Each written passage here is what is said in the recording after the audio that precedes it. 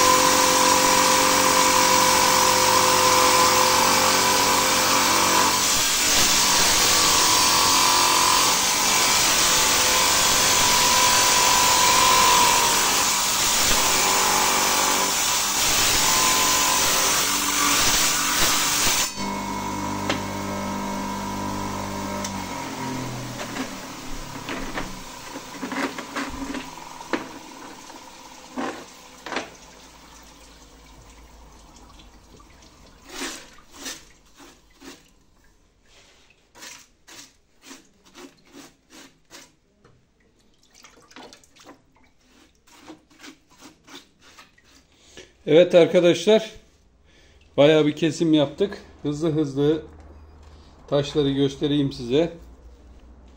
Evet.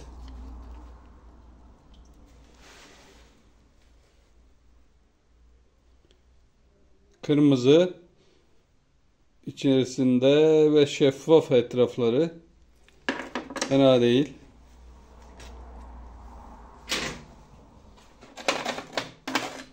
Uzunca yeşil, içi yeşil, yani koyu yeşil bir taş kestik.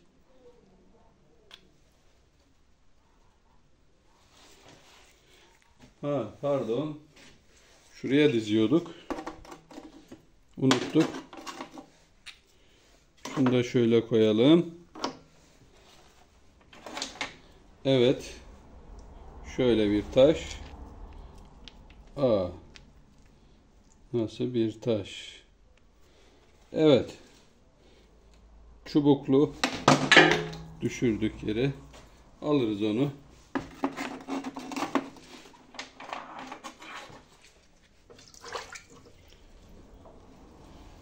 Şöyle bir taş kestik arkadaşlar.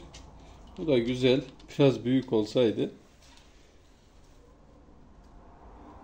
Güzel bir taş.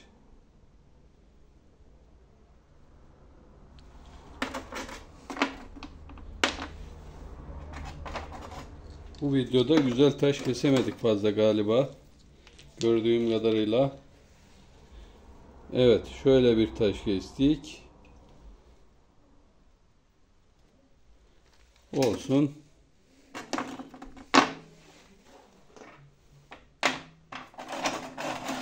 Şöyle diğerlerinden büyük bir taş. Direkt çöp arkadaşlar.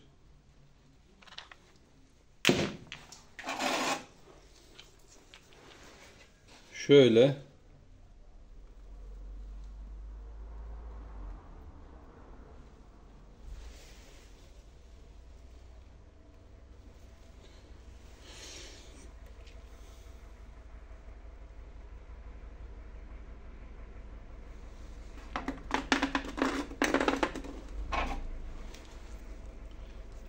Evet, en güzel taşı gösteriyorum arkadaşlar size. Kestiğim. Çok güzel bir taş. Evet. Şöyle tutayım. Evet. Şöyle.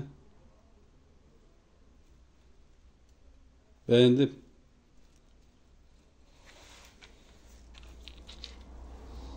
Şöyle koyalım bari. En güzel taşı. Evet arkadaşlar. Şöyle de bir taş kesmişiz. Bu da fena değil.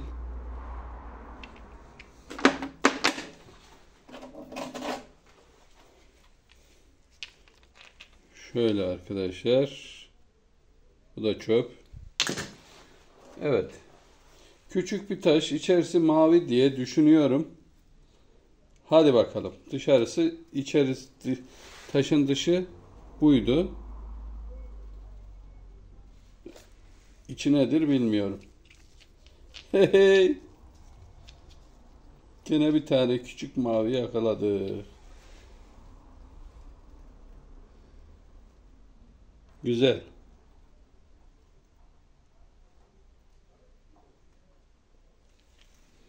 Evet arkadaşlar, beni izlediğiniz için teşekkür ederim.